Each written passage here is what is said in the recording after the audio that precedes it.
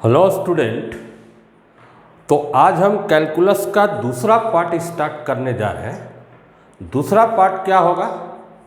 पहला पार्ट आपको बताए थे ये डिफरेंशिएशन।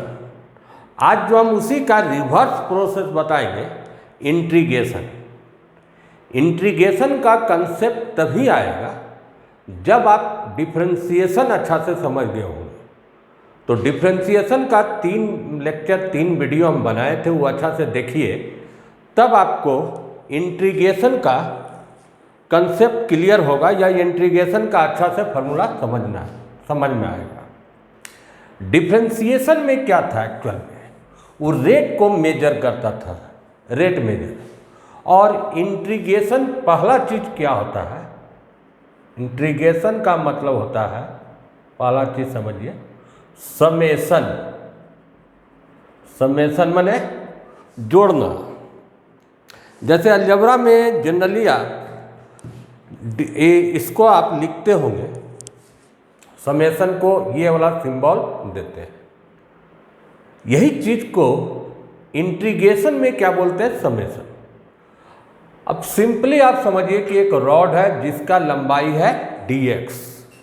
अगर इसका हम छोटा छोटा पार्ट कर दें, बहुत छोटा छोटा dx, ये भी dx लंबाई, ये भी dx, ये भी dx, अगर हम सारा dx को जोड़ देंगे, dx plus dx plus dx, ऐसे जोड़ दिया जाए, तब आपका रिजल्ट क्या आएगा?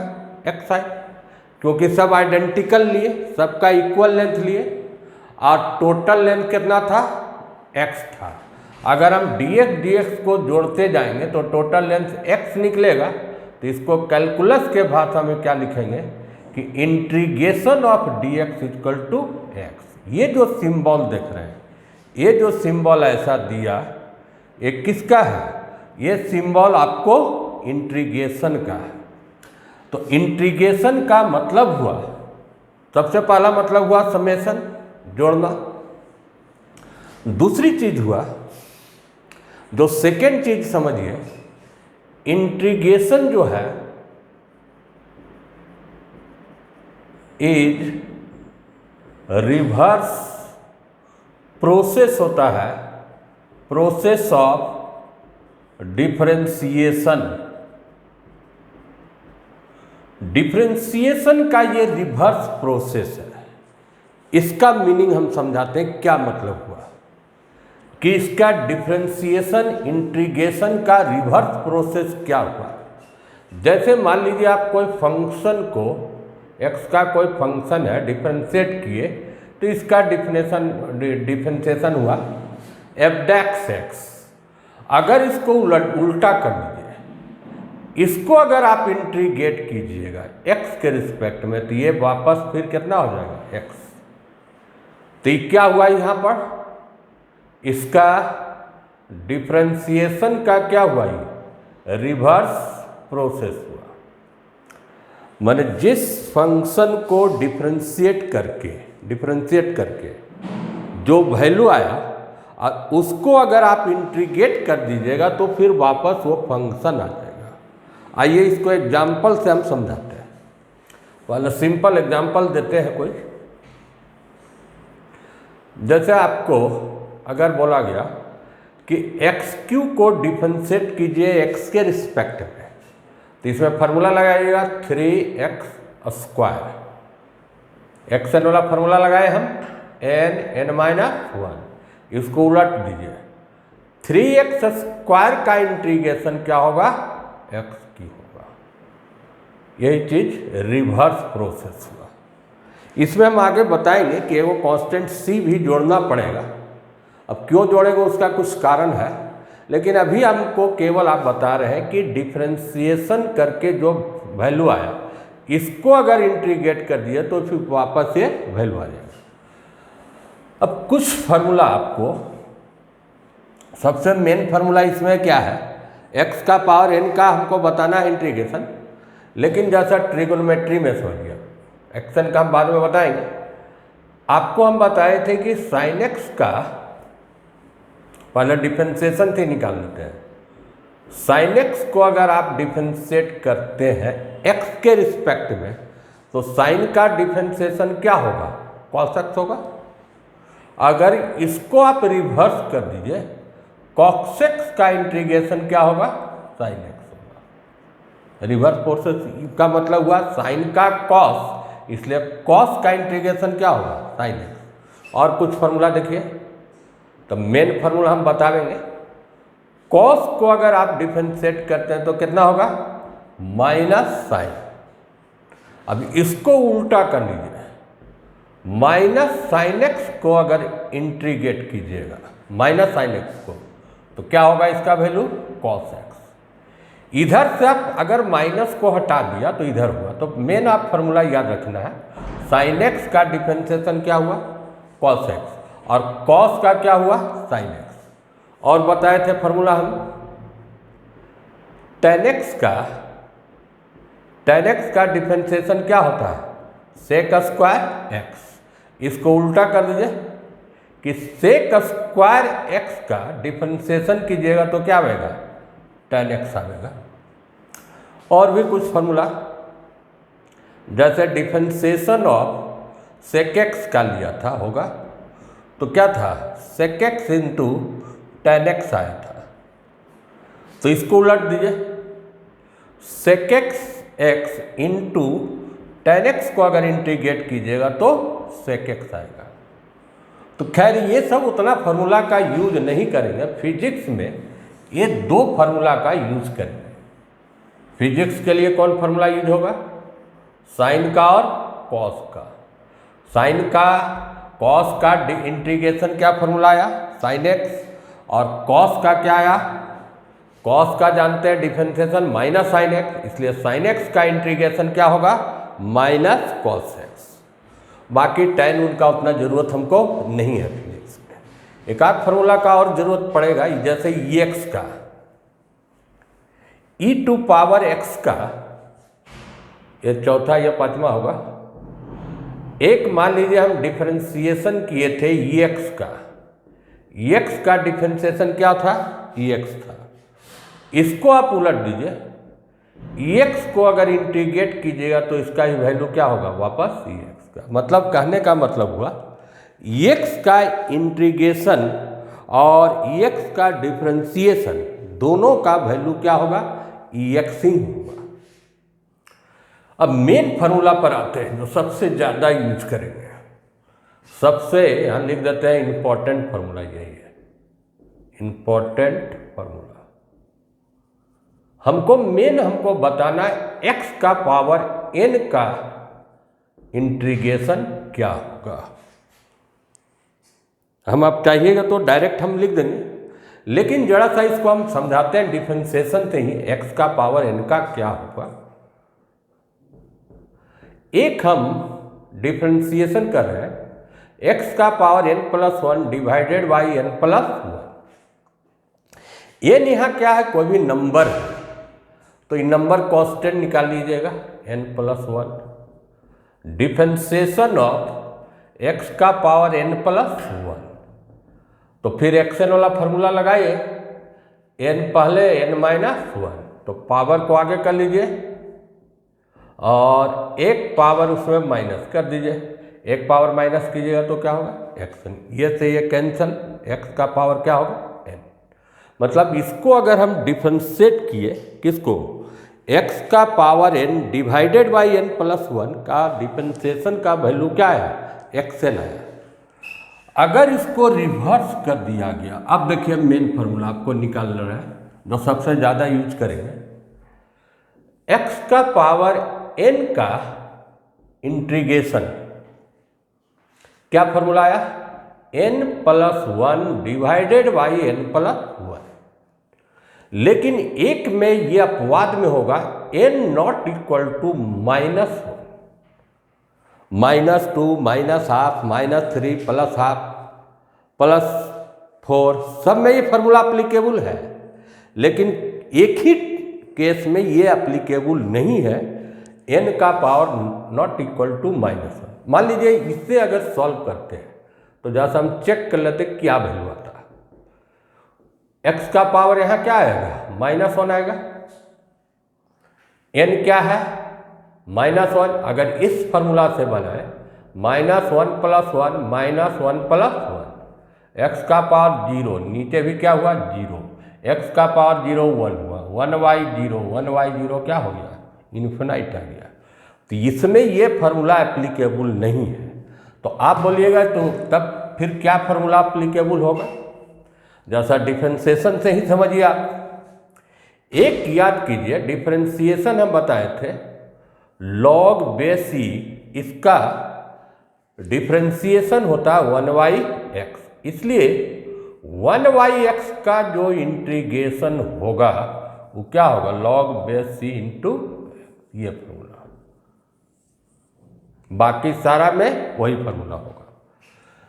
तो फिर से ही फॉर्मूला समझिए, इस पर कुछ प्रैक्टिस भी, हम कुछ एग्जाम्पल भी करेंगे। देखिए 3 फार्मूला आपको जरूरी है फिजिक्स में।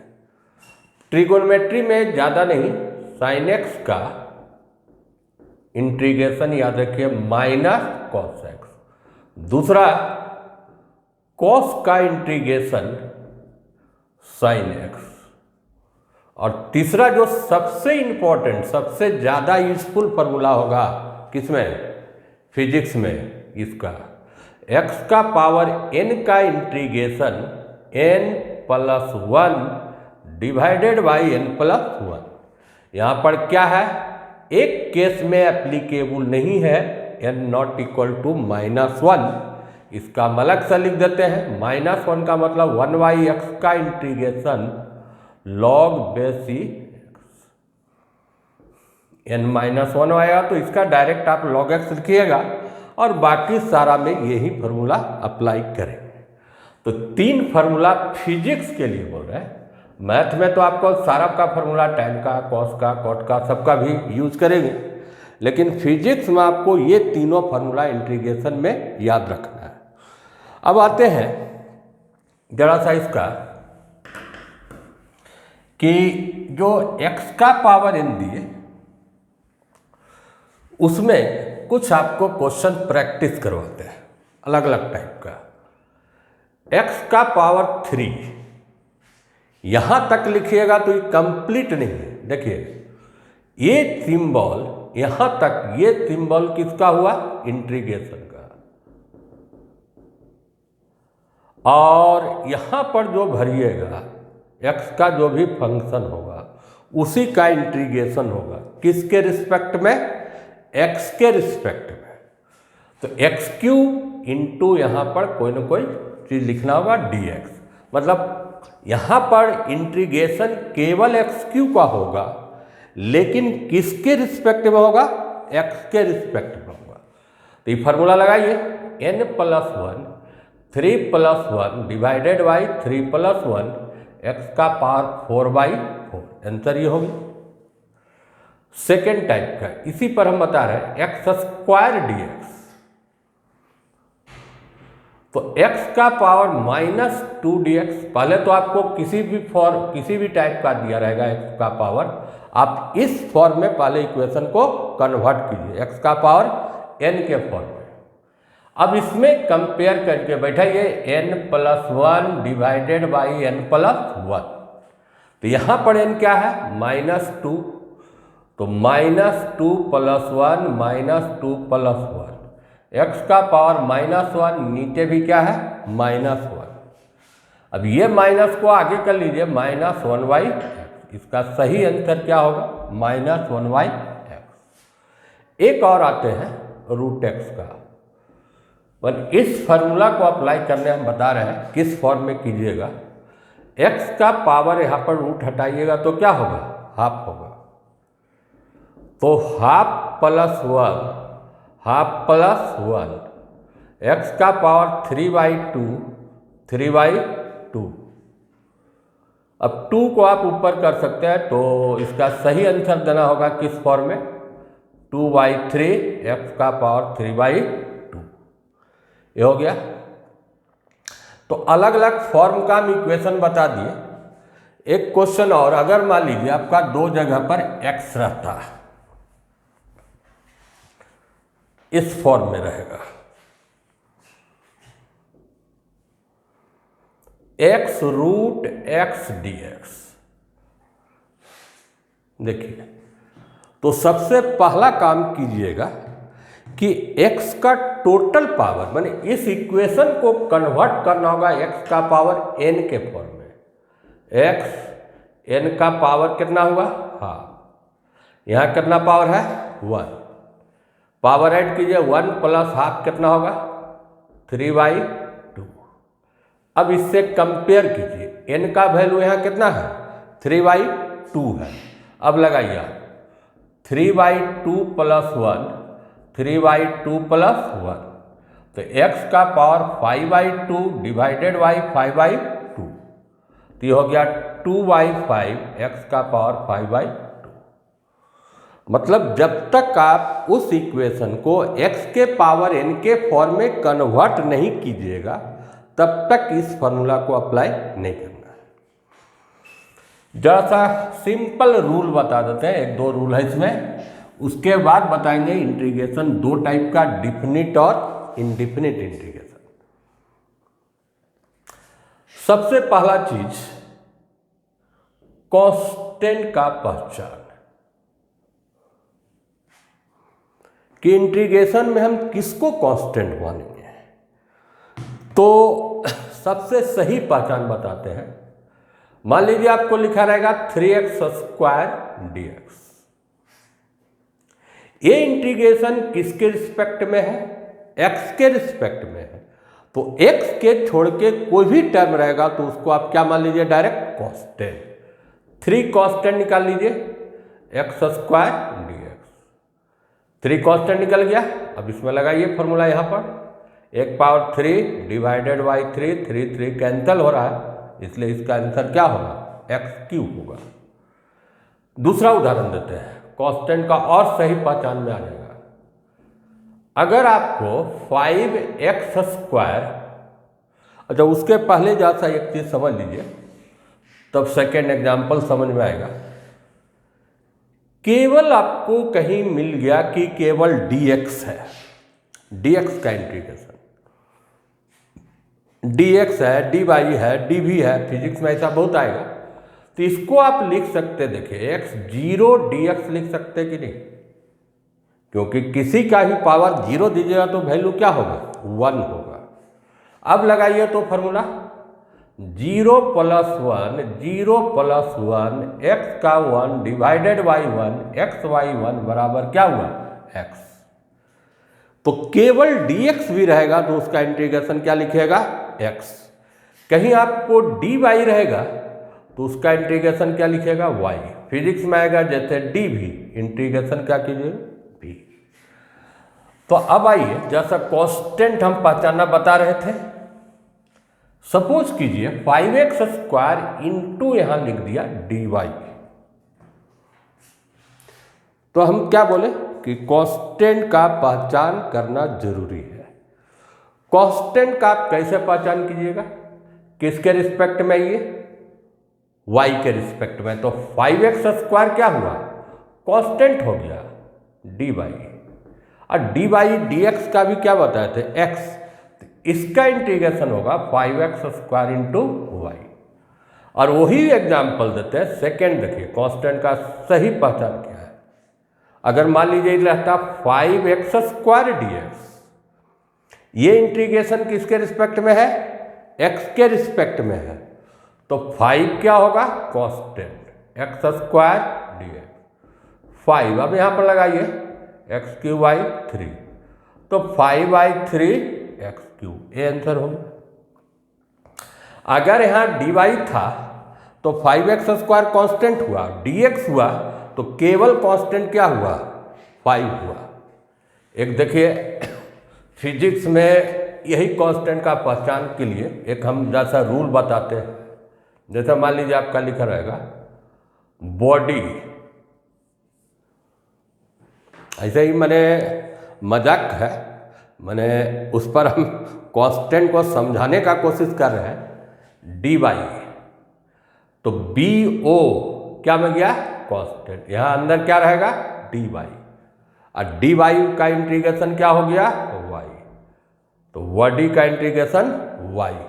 ये सब में लागू नहीं हो रहा, वडी पर सेट इसलिए किया कि यहाँ पर क्या रहा था, डी वाई। तो पहला तो आप समझ गए कि कांस्टेंट का पहचान क्या है, कांस्टेंट मल्टीप्लाई या डिवाइड में रहेगा, तो उसको मल्टीप्लाई और डिवाइड में ही रखिएगा बाहर में। ऐसे और क्वेश्चन देखते हैं। 1/3 रूट एक्स डी एक्स। सबसे पहला कांस्टेंट का पहचान 1/3, ये क्या हुआ, कांस्टेंट। 1/3 मल्टीप्लाई में है या 3 डिवाइड में, सेम चीज हुआ। तो सबसे पहला काम कीजिएगा कि 1/3 निकाल लीजिए और इसको भी पावर में उसी समय सेट कर लीजिए। रूट हटाइएगा, पावर क्या होगा, हाफ। इसको ऊपर कर लेते हैं एक ही साथ, तो क्या पावर हो गया, -हाफ। 1/3 n का वैल्यू क्या है, -हाफ। इसमें लगाइए -हाफ + 1 -हाफ + 1। अब इसको आप सॉल्व कर लीजिए। 1/3 तो यहाँ पर पावर +हाफ, ये भी हो गया +हाफ। 2 ऊपर कर लीजिए। तो इन नंबर को आगे कर लेते हैं, हम आगे लिख देते हैं। तो 2/3 और हाफ का मतलब यहाँ पर क्या डाल दीजिए, रूट एक्स। इसका सही आंसर क्या हुआ, 2/3 रूट एक्स। अब इसमें एक प्लस हम सी जोड़ेंगे। अब इसके बाद हम अगला क्लास में वही बताएंगे, डिफिनिट इनडिफिनिट, ये सब जितना भी बता रहे हैं, लास्ट में वो कांस्टेंट सी को हमको प्लस करना होगा। अब क्यों प्लस करना होगा, उसका कुछ एग्जाम्पल है। एक तो ये कांस्टेंट का पहचान, और एक चीज जान लीजिए, जैसे आपका कांस्टेंट का डिफरेंशिएशन 0 होता था, याद कीजिए क्या बताए थे, कांस्टेंट सी का डिफरेंशिएशन क्या होता था, 0। अब इसको उलट दीजिए, इसलिए 0 का भी इंटीग्रेशन 0 नहीं होगा, क्या होगा, कांस्टेंट होगा। ये पॉइंट को याद रखिएगा। 0 को भी इंटीग्रेट कर दिए तो कोई ना कोई कांस्टेंट आएगा। अगर आपका लिखा हुआ रहता 5dx, केवल 5 ऐसे लिखिएगा तो इसका तो मीनिंग नहीं है। क्या बोले हम, वहाँ पर dx dy समथिंग रहना चाहिए। तो 5 तो निकाल लिए, यहाँ क्या लिखेगा, dx, और dx का इंटीग्रेशन क्या होगा, x। मतलब 5 केवल कांस्टेंट भी था तो इसका इंटीग्रेशन क्या हुआ, 5x हुआ। एक चीज समझ गया। एक रूल और बताना है, उसके बाद हम क्लासिफिकेशन कर देंगे। अलजेब्रिक फंक्शन, इससे ज़्यादा आपको फिजिक्स में नहीं काम पड़ेगा। अलजेब्रिक फंक्शन या इक्वेशन, अलजेब्रिक इक्वेशन किसको कहते हैं, जिसमें जितना भी टर्म है प्लस या माइनस के टर्म में आया हुआ है। तो पहले आप फार्मूला ही समझिए, तब एग्जाम्पल देंगे तो क्लियर समझ में आ जाएगा। तो मान लो लिखा हुआ रहे u +- v +- w +- so on into dx। u भी सब कोई कांस्टेंट नहीं है, फंक्शन है x का, v भी है फंक्शन है x का, w भी फंक्शन है किसका, x का।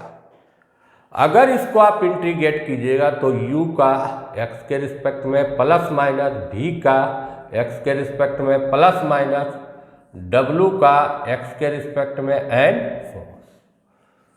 बीच में जो साइन है प्लस है प्लस दीजिएगा, माइनस है माइनस दीजिएगा, और जिस ढंग का अलजेब्रिक में डिफरेंशिएशन में रूल था वही रूल आपको फॉलो कीजिएगा इंटीग्रेशन के लिए भी।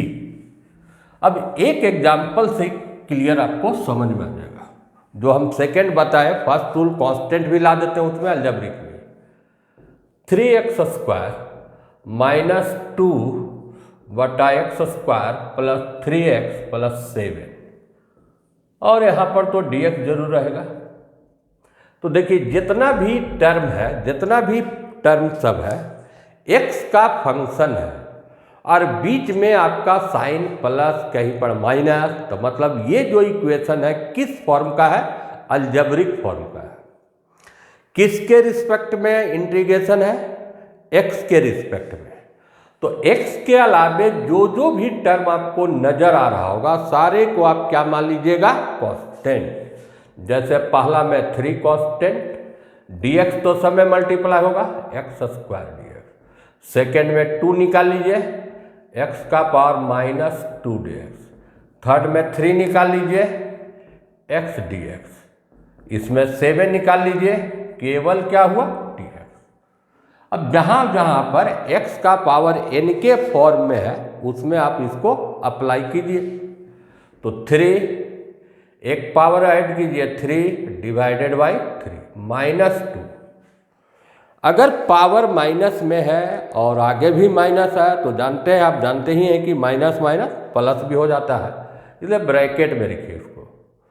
माइनस 2 प्लस 1 माइनस 2 प्लस 1, 3 एक पावर जोड़िए स्क्वायर बाई 2 प्लस 7 dx का इंटीग्रेशन x। अब इसको सॉल्व कर लिया जाए। 3 फर्स्ट टर्म से क्या निकला? x cube. माइनस 2 प्लस 1 क्या होगा? माइनस 1। माइनस माइनस यहाँ क्या कर लेते हैं? प्लस। x का पावर क्या हुआ? माइनस 1। उसको आप डिवाइड में लाइए तो 2/x लिखिए। और अगला टर्म 3/2 x स्क्वायर प्लस क्या हुआ? 7x। तो इस किस फॉर्म का इक्वेशन ये सब था? अलजेब्रिक फॉर्म था। तो अलजेब्रिक फॉर्म में आप सब फंक्शन का, जितना भी फंक्शन x का है सबको इंटीग्रेट कीजिए अलग अलग टर्म में, और जो साइन है वो साइन आप इसमें भरते जाइए। तो आपको हम 3 फार्मूला बोले, मात्र 3 फार्मूला। साइन x का integration minus cos x, cos x का इंटीग्रेशन क्या होगा? साइन x, और x का पावर n का integration n plus 1 divided by n plus 1, और सब में आप प्लस c दीजिएगा। इसमें ध्यान रखिएगा n नॉट इक्वल टू क्या होना चाहिए? माइनस 1। तो इंटीग्रेशन का मतलब हम समझाएं समेशन, छोटा छोटा पार्ट को जोड़ दीजिएगा तो टोटल वैल्यू जो सिग्मा करके निकालते थे उसको आप क्या करके निकालेंगे? इंटीग्रेशन करके निकालेंगे। अब नेक्स्ट क्लास में आपको हम बताएंगे कि इंटीग्रेशन आपका 2 टाइप का होगा। एक इंटीग्रेशन को डिफिनिट कहते हैं और दूसरे को क्या कहते हैं? Indefinite integration. Thank you.